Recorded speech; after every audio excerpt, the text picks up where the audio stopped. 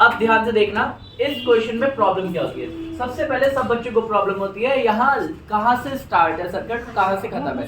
Circuit ए और B जब mention हो, और अगर ए और बी मेंशन ना हो तो ये देखो बैटरी देखिए, तो बैटरी के दोनों टर्मिनल ध्यान से देखिए करो। ये है सिखाया जाता है इंजीनियरिंग में भी, क्योंकि यह भी सर्किट छोटे सर्किट है। यही सर्किट बहुत मुश्किल होता है, कॉम्प्लेक्स हो जाते हैं, और इंजीनियरिंग में ऐसे सर्किट मिलते हैं जिसमें हमें खुद को समझने में बहुत देर लग जाती है कि ये सीरीज में जा रहा है या पैरेलल में जा रहा है। तो हमें सिर्फ ये सिखाया जाता है कि आप टर्मिनल्स को देखो।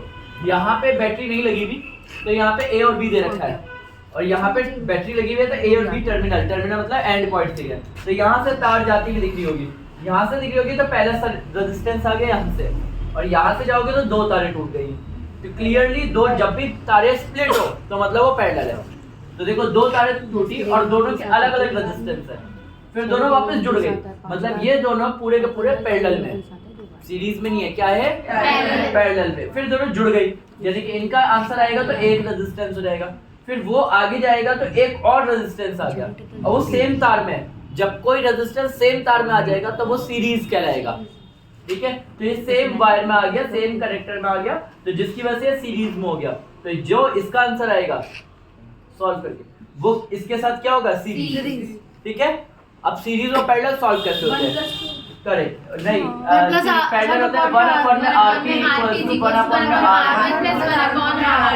ये पैरेलल का फॉर्मूला है, जब पैरेलल में होंगे। जब भी मैं पैरेलल बोलूं तो उस तरीके से, दो हो तो दो रेजिस्टेंस, तीन हो तो 1/R3 लगा लेना। और अगर सीरीज सॉल्व करना हो तो R ये सीरीज का होता है। तो हमें ये समझ में आ गया, सबको क्लियर है। इसके बाद आता है ऊपर वाले सर्किट में। अब यहाँ बैटरी तो है नहीं, मगर हमें दिख रहा है एक तार है, एक तार के कितने टुकड़े हो रहे हैं, तीन, एक नीचे एक बीच में और एक ऊपर जा रहा है। वो तीनों टुकड़ों में जो पहली लाइन जा रही है, पहली लाइन में 4 है, फिर मुड़ गई तार, फिर 6। मुड़ने से कोई असर नहीं आता तार पे, मतलब तार कितनी बार भी मुड़ जाए वो हमें उल्लू बनाने के लिए या थोड़ा सा उलझाने के लिए है।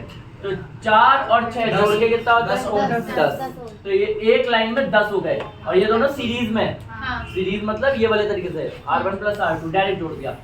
जब एक और लाइन है बीच वाली, उसमें 15 ही है, एक ही रेजिस्टेंस, मगर नीचे वाली लाइन में फिर दो रेजिस्टेंस, वो दोनों भी सीरीज में, करेक्ट। तो हम दो सीरीज निकालेंगे, RS1 तो R1 + R2, और ऐसी RS2 series second, R1 + R2। यहाँ पे 3 + 3 कर दिया, नीचे वाले को सॉल्व करके तो 6 ओम आया। यहाँ पे 4 + 6 कर दिया तो टोटल आ गया 10 ओम। समझ में आया? ये दोनों। अब एक नया डायग्राम बनाएंगे। हर बार नया डायग्राम बनाना इसलिए जरूरी है क्योंकि हमें क्लियर हो जाता है। फिर एक वायर ऊपर वाले दोनों सॉल्व होके आ गया 10, तो ऊपर वाले में सिर्फ 10 बचा, बीच वाले में 15 पहले से ही है, और नीचे वाले में 6। ये है 6, ये और वो ए और बी। डन। अब ये तीनों कैसे पैरेलल में, तो 1/Rp = 1/R1 + 1/R2 + 1/R3। हम सबको पता है 1/10 + 1 15 + 1 6 15।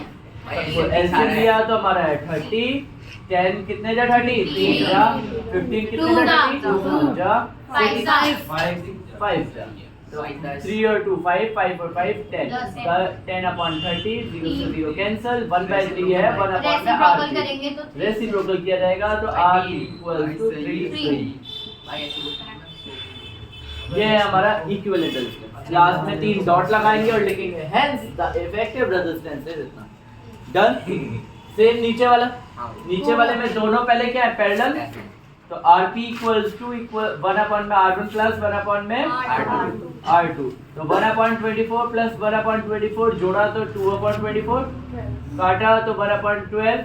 फिर याद रखना पैरेलल हमेशा पलटा जाएगा, तो फाइनल आंसर को पलट दो तो Rp = 1/12 पलटा तो 12 रेसिप्रोकल होने के बाद। डन। अब ये आने के बाद हमें दोबारा नया डायग्राम बनाना पड़ेगा।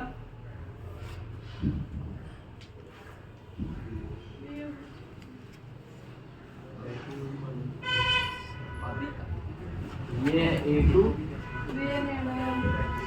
जी नया क्या? क्यों? क्योंकि इसको सॉल्व करके हमने जो बनाया है वो दिखाना पड़ेगा ना। ये 12 है, ये भी 12 है। अब यहाँ से सॉल्व होगा। कुछ लोग स्टेप मिस कर देते हैं, ये डायग्राम वाला स्टेप मिस कर देते हैं। कुछ लोग इसको सॉल्व करना रह जाता है। कुछ लोग जैसे ये कर लिया तो इसका इफेक्टिव बनाना रहता है। तो यहाँ पे आंसर लिखते हैं, तब R S series equals to R1 plus R2। तो 12 plus 12 24 हमारा आंसर आ जाएगा। प्रॉब्लम यहाँ नहीं है, ये हमें आधे नंबर दिलवाएगा, आधे नंबर ऑफ थ्योरी के क्वेश्चन दिलवाएंगे जिनका आंसर हमें प्रॉपर पता है। सबसे पहले थ्योरी का तो यहाँ पे भी एक है, the difference in reading A1 and A2 for your reading मतलब A1 A2 एमीटर्स है जो करंट को नापते हैं। ये पूछ रहा है इन दोनों में क्या अंतर आएगा, इसकी रीडिंग अलग आएगी या इसकी रीडिंग अलग है, या दोनों की रीडिंग सेम आएगी, और अगर सेम आएगी तो डिफरेंस क्या होगा? तो बताओ। दोनों की रीडिंग सेम आएगी, इसका रीजन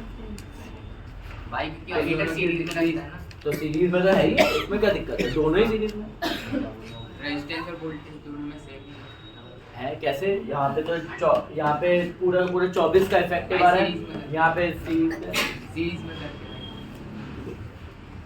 वहाँ जब इधर से जाएगा करंट तो यहाँ 12 को क्रॉस करके मिलेगा करंट, और जब इधर से जाएगा करंट तो यहाँ 24 को क्रॉस करके करंट मिलेगा। भाई आप बता दो, नहीं आता। इनमें से तुक्का मारा है, मतलब सेम का। एक्चुअल में दोनों रेजिस्टेंस, दोनों में एमीटर में जो दोनों में रीडिंग आएगी वो सेम होगी, मगर सेम क्यों होगी? इनका जवाब गलत है। सेम होगी इसलिए क्योंकि जितना भी करंट सीरीज में होता है वो सेम होता है। डेरिवेशन के टाइम पे ही पढ़ा था, सीरीज में करंट हमेशा सेम रहता है। ये दोनों अभी एक ही लाइन में लगे हैं, चाहे यहाँ पे 10 लगा, ये वोल्टेज के बाद यानी कि बैटरी के बाद भी अगर एमीटर लगा दो तो भी उसमें रीडिंग उतनी आएगी करंट की जितनी रेजिस्टेंस के बाद आएगी, जितनी इसके बाद आएगी। सब में क्या रहेंगे? सेम। अब सेम का मतलब डिफरेंस, अगर दोनों जगह सेम है तो पहले में भी 12 दूसरे में भी 12, तो इन दोनों का डिफरेंस का मतलब अंतर। तो डिफरेंस कितना हुआ? Very good. 0 आंसर नहीं लिख पाते तो सब बच्चे सेम आंसर लिख पाते हैं। अंतर पूछा है तो अंतर कितना है? 0। The difference in A1 and A2 is 0। 0 का मतलब ये सेम है, मगर सेम लिख के आते हैं बच्चे, 0 नहीं लिख के आते। समझ में आ रहा है? क्लियर सबको? ये था डन।